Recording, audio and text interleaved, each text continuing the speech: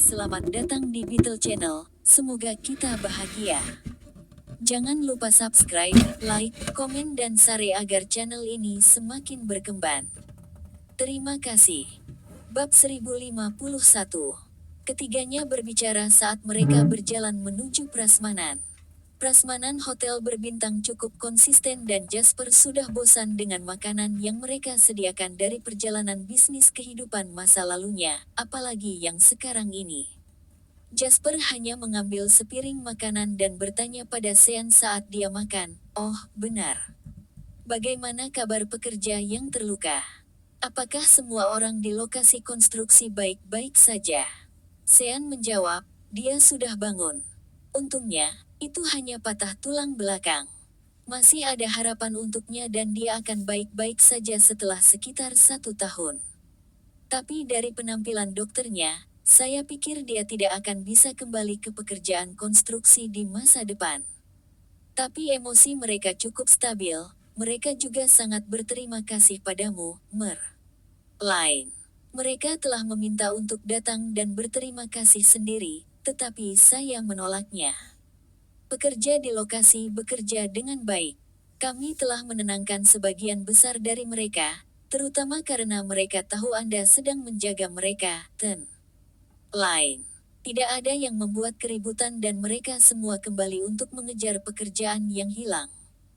Jasper mengangguk dan berbicara, kompensasi yang komprehensif adalah suatu keharusan dalam situasi seperti ini.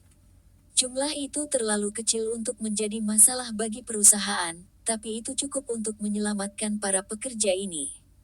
Mereka menggunakan seluruh kesehatan hidup mereka dengan imbalan sejumlah uang yang tidak berarti bagi kita. Kami tidak dapat dan tidak akan memotong kompensasi, ini adalah keuntungan kami. Dan tanyakan padanya apakah dia punya rencana setelah dia sembuh.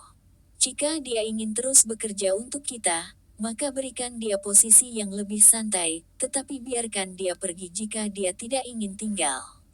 "Baiklah, Tuan Lain, saya mengerti," jawab Sean. Setelah makan, Jasper bangkit dan berbicara, "Istirahatlah nanti. Saya masih membutuhkan bantuan Anda untuk mengawasi perusahaan real estate. Saya tidak akan punya waktu untuk memeriksanya selama 2 hari mendatang." "Apakah Anda akan kembali, Tuan Lain?" tanya Sean. "Tidak, aku akan tinggal di Waterhoof City untuk saat ini. Tidak mungkin aku pindah begitu saja setelah diplot," jawab Jasper dengan tenang. Di bawah upaya Norman, cabang kota Waterhoof Kamar Dagang Haddock telah pindah ke pusat bisnis di PSCBD setelah Jasper mengusir mereka dari alamat aslinya. Kamar Dagang Haddock selalu dikenal karena kekayaannya yang melimpah. Mereka telah menyewa 3 lantai penuh untuk kantor mereka, dengan biaya sewa setidaknya 1 juta setahun. Ini adalah pertama kalinya Jasper datang ke kamar ini sejak dia menjabat sebagai wakil presiden cabang Waterhoof City setengah tahun yang lalu. Mendorong membuka pintu, Jasper melihat kata Haddock tertulis dalam huruf kursif besar, mewakili Kamar Dagang Haddock. "Halo, siapa yang kamu cari?" Resepsionis itu cantik dan bermartabat saat dia menyapa Jasper dengan sopan. "Saya mencari Presiden Norman, apakah dia di sini?" Jasper bertanya sambil tersenyum. "Bapak, tukang kebun. Dia tidak ada di dalam." Tapi putrinya, Nona Lisa, Nona Gardner, seseorang mencari Tuan Gardner. Jasper berbalik dan mengunci tatapan dengan Lisa yang kebetulan berjalan keluar. "Ini kamu?" Lisa berbicara tanpa ekspresi. "Ini aku," jawab Jasper dengan tenang.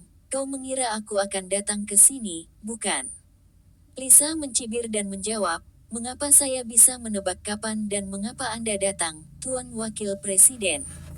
"Tidak apa-apa, aku akan memberitahumu kalau begitu. Konferensi aset akan segera dimulai. Saya di sini untuk mengambil materi saya," Jasper berbicara. Mata Lisa bersinar dan dia menjawab dengan acuh tak acuh, "Begitukah? Hanya itu tujuan Anda datang ke sini, Tuan Wakil Presiden? Apa lagi? Atau apakah Anda berpikir bahwa saya di sini untuk membalas dendam, Nona Gardner?" Jasper tertawa. Lisa menjawab dengan dingin, Aku tidak tahu apa yang kamu bicarakan. Jasper berjalan mendekati Lisa dan berbicara dengan tenang, ini bisnis, wajar saja jika kamu menyerang orang lain.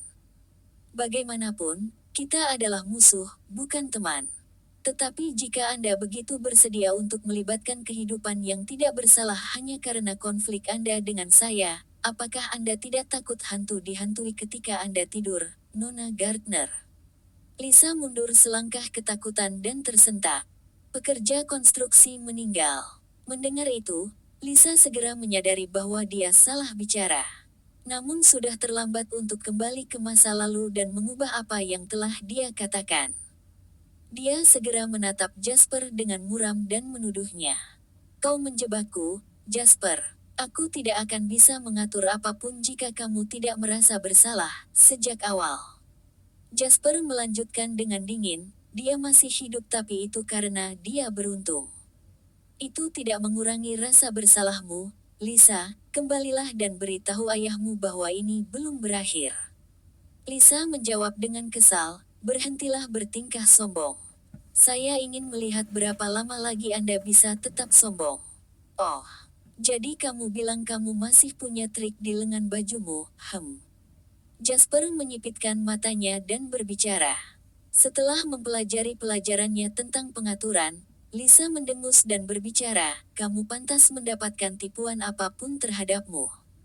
Tunggu saja, Anda memiliki terlalu banyak musuh dan Anda akan mati dengan menyedihkan suatu hari nanti. Tepat setelah Lisa berbicara, seorang pria muda berjalan keluar dari ruangan yang sama dengan yang Lisa lakukan barusan. Pria itu memutar bahunya dengan malas saat dia mendekati Lisa. Dia mengulurkan tangan untuk melingkarkan lengan di bahunya dan berbicara dengan penuh kasih sayang, siapa bajingan ini, Lisa?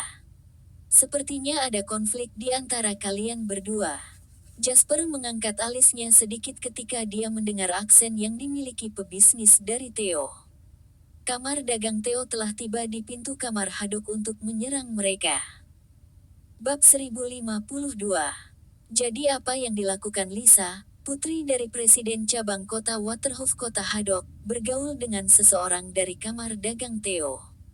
Ini adalah wakil presiden kami yang hebat, Jasper Lane. Dialah yang akan mewakili Haddock dalam menghadiri konferensi forum aset.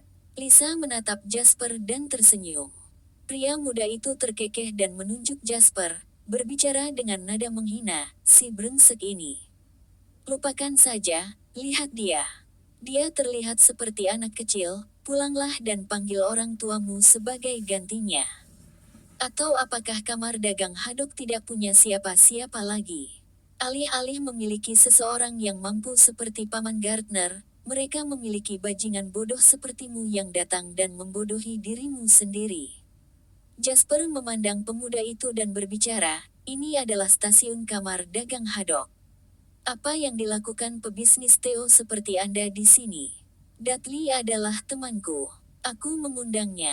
Lisa mengklaim. Kamu adalah putri dari Presiden Cabang Kota Waterhoof Kamar Dagang Haddock. Bagaimana Anda tidak malu berteriak tentang mengundangnya ke stasiun? Jasper berbicara dengan tenang. Bisnis adalah bisnis, teman adalah teman. Ada apa denganmu? Lisa mencibir. Tepat sekali, dasar brengsek. Anda pikir Anda bajingan hanya karena Anda seorang wakil presiden di sini. Saya pergi kemanapun saya mau, siapa Anda untuk mengendalikan saya, ya? Dudley mengangkat lengannya saat dia berbicara untuk mendorong Jasper. Gerakan Dudley melebar, mungkin karena dia ingin pamer di depan Lisa. Alih-alih mendorong Jasper, Julian malah menangkap tangannya dan memutarnya ke belakang. Dudley berteriak kesakitan saat pergelangan tangannya dipelintir ke punggungnya. Julian menekankan tangan ke punggung Dudley, menyebabkan pria itu membungkuk ke depan dan berteriak. Tindakan dan postur Dudley menyebabkan beberapa lembar kertas jatuh dari saku dadanya. Ekspresi Lisa dan Dudley berubah secara bersamaan. Lisa secara naluriah membungkuk untuk mengambil kertas-kertas itu. Namun, Julian jauh lebih cepat darinya. Tepat saat Lisa mengulurkan tangan, Julian sudah mengambil kertas-kertas itu dengan satu tangan sambil masih memegang pergelangan tangan Dudley dengan tangan lainnya. Kembalikan barang-barangku padaku. Lisa memelototi Julian dan berbicara dengan marah. Julian mengabaikannya dan menyerahkan kertas-kertas itu kepada Jasper. Jasper mengambil kertas-kertas itu dan melirik Lisa sebelum dia membaca isinya. Jasper sangat gembira dengan apa yang dilihatnya. Makalah itu persis jadwal dan penjelasan yang disiapkan untuk topik inti konferensi forum aset yang disiapkan oleh Kamar Dagang Haddock untuk Jasper. Apa yang disebut konferensi forum aset ini pada dasarnya adalah sebuah acara di mana sekelompok orang besar dalam industri akan duduk bersama dan memberikan pendapat mereka sendiri tentang topik yang diangkat satu sama lain atau tuan rumah. Bisa berupa debat atau pidato. Karena ini adalah provokasi dari Theo ke Kamar Dagang Haddock, mereka pasti akan memutuskan debat. Artinya jika Kamar Dagang Theo ingin menempatkan pengusaha dari Haddock dalam posisi yang sulit, maka mereka pasti akan menyerang Jasper yang merupakan wakil mereka. Secara kebetulan, ada juga orang-orang di Kamar Dagang Haddock yang ingin menempatkan Jasper dalam posisi yang sulit, sehingga kedua pihak secara penasaran berakhir dengan musuh yang sama. Ekspresi Lisa dan Dudley berubah. Brengsek. Katakan pada anjingmu untuk melepaskanku dan mengembalikan barang-barangku. Dudley berteriak keras. Jasper memandang keduanya dan melambaikan dokumen di tangannya sebelum berbicara dengan tenang. Siapa yang mengira aku akan mendapatkan kejutan yang luar biasa saat pertama kali di sini? Haruskah saya memahami ini sebagai hadiah dari Anda berdua bersama? Wajah Lisa tegang dan dia tidak berbicara, tetapi matanya terus berkedip saat dia membuat rencana. Dudley lebih agresif dan sederhana. Pria itu menoleh untuk mencibir. Aku tidak tahu apa yang kamu bicarakan. Juga, aku bilang lepaskan aku sekarang, kamu dengar aku. Atau aku akan membunuh kalian berdua. F. King Hale, apakah kamu tahu siapa aku? Ayahku adalah Presiden Kamar Dagang Theo. Beraninya kau menyakitiku, aku akan menyuruh orang membunuhmu begitu kau keluar dari pintu. Jul, kurasa anak ini sudah gila. Beri dia kejutan untuk membangunkannya, Jasper berbicara dengan tenang. Julian tidak ragu-ragu sebelum dia menamparkan mulut Dudley dengan punggung tangannya. Tangan Julian seperti pelat baja saat dia menamparkan mulut Dudley yang berteriak-teriak. Yang terakhir segera mengeluarkan jeritan teredam dan berhenti berbicara, menggantikannya dengan jeritan dan teriakan yang menyedihkan. Dudley menutup mulutnya sendiri dan menatap Jasper dengan kebencian dan ketakutan, sementara darah merembes keluar dari sela-sela jarinya. Dudley terbiasa menjadi arogan berkat latar belakang dan identitas keluarganya, jadi dia tidak menyangka Jasper akan menyerangnya. Kau sudah gila, Jasper.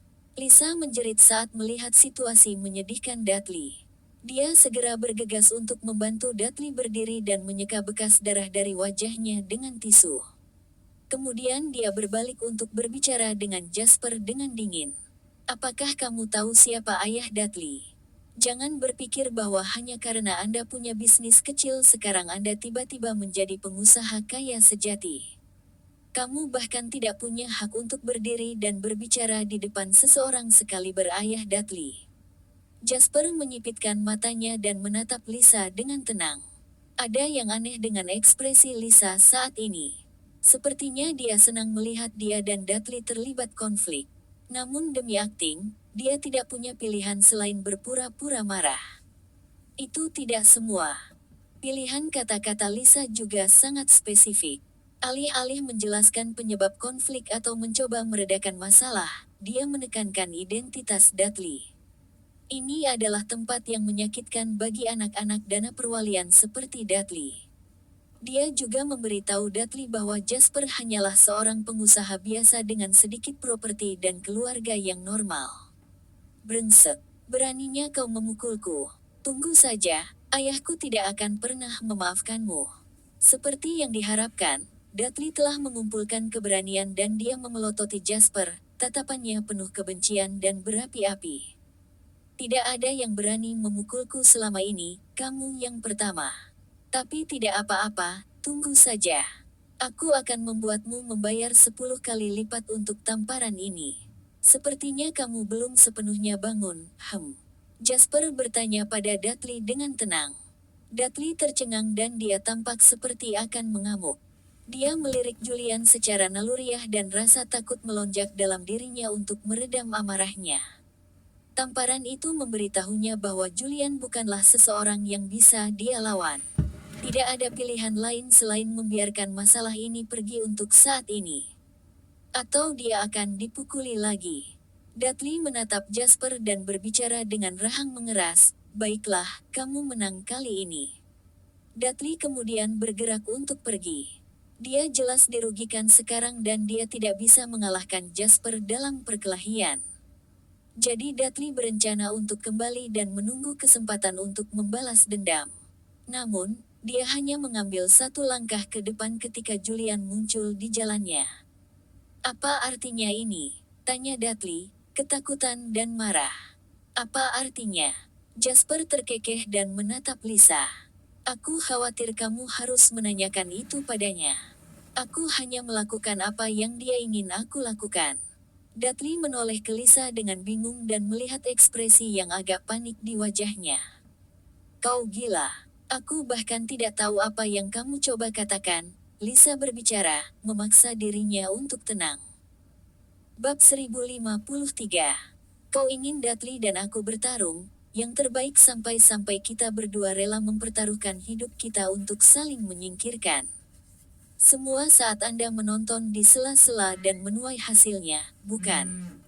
Jasper berbicara dengan tenang.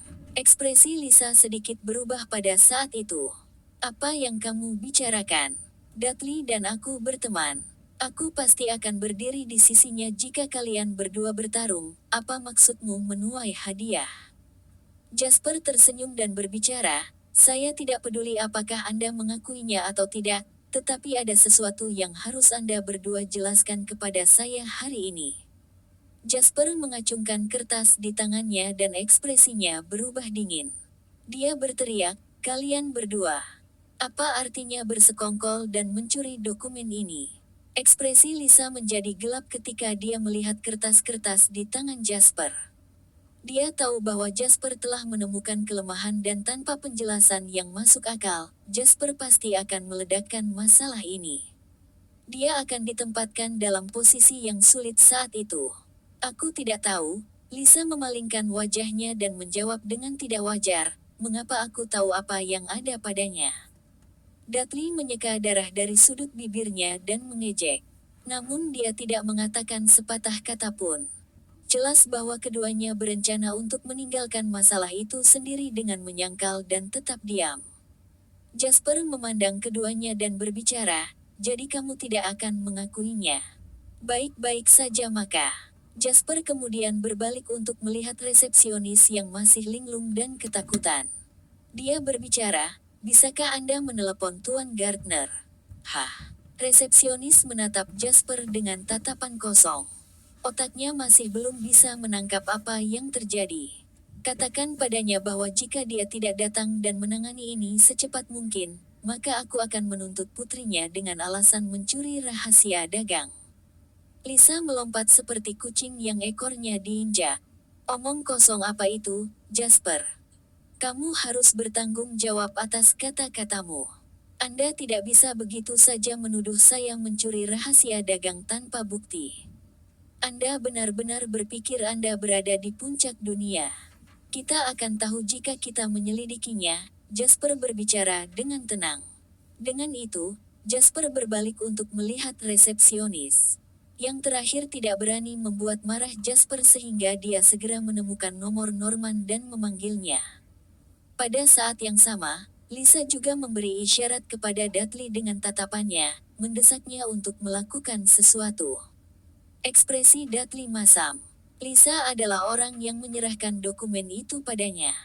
Dudley tahu bahwa kamar dagang Theo-nya berencana menyerang kamar Haddock dari cabang Waterhoof City dan dia ingin memberikan kontribusi yang besar. Dia tidak menyangka akan tertangkap basah pada saat-saat terakhir. Masalah ini berpotensi meledak menjadi sesuatu yang besar, tergantung pada apakah orang ingin menyelidikinya atau tidak. Dengan cara Jasper bertindak, sepertinya dia tidak akan membiarkan masalah ini berlalu. Mata Dudley melihat sekeliling dan ekspresinya terus berubah. Konferensi forum aset yang diadakan oleh Kamar Dagang Theo untuk menyerang Kamar Haddock akan segera dimulai. Namun Putri Presiden Kamar Dagang Haddock membawa seorang pengusaha dari Theo ke stasiun cabang Waterhoof City untuk mencuri semua rencana inti masa depan Haddock. Menurutmu apa yang akan terjadi jika kabar itu keluar? Apakah Anda pikir ayah Anda, sebagai Presiden Kamar, akan memuji Anda karena pengertian atau menggantung Anda dan memarahi Anda karena gagal? Ekspresi Dudley menjadi sangat gelap mendengar kata-kata Jasper. Apa yang kamu inginkan? Dudley bertanya, mengatupkan giginya dan mengabaikan rasa sakit di bibirnya. Sederhana. Katakan padaku transaksi apa yang kalian berdua lakukan dan aku akan segera melepaskanmu. Saya juga tidak akan meminta pertanggungjawaban Anda, jawab Jasper dengan tenang. Mata Dudley berkedip dan bertanya, benarkah? Aku tidak punya alasan untuk berbohong padamu, jawab Jasper. Lisa segera berbicara, melihat bagaimana Dudley dibujuk untuk mengatakan, bola. Jangan jatuh untuk kebohongan pria licik dan keji ini. Siapa yang tahu niat buruk apa yang ada dalam pikirannya? Jasper menjawab dengan tenang, saya yakin Anda bisa tahu siapa yang lebih bisa dipercaya. Saya, atau seorang wanita yang bersedia mengkhianati ayah kamar dagangnya hanya untuk kepentingannya sendiri. Kalimat itu bekerja lebih baik daripada sumpah apapun dan Dudley segera memutuskan. Lisa dan aku hanya kenal, kami tidak terlalu dekat. Dia menghubungi saya beberapa hari yang lalu dan mengatakan kepada saya bahwa dia dapat memberikan saya dokumen yang telah disiapkan kamar dagang Anda untuk konferensi forum aset nanti. Satu-satunya permintaan yang dia miliki adalah agar aku mempermalukanmu dengan kasar di konferensi.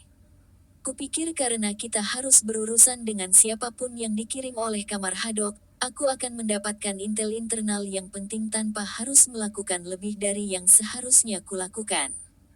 Jadi saya setuju. Dudley benar-benar menjual Lisa begitu dia membuka mulutnya. Dudley, apakah Anda bahkan king pria? Jasper baru saja memberi Anda sedikit kejutan dan Anda sudah mengakui semuanya.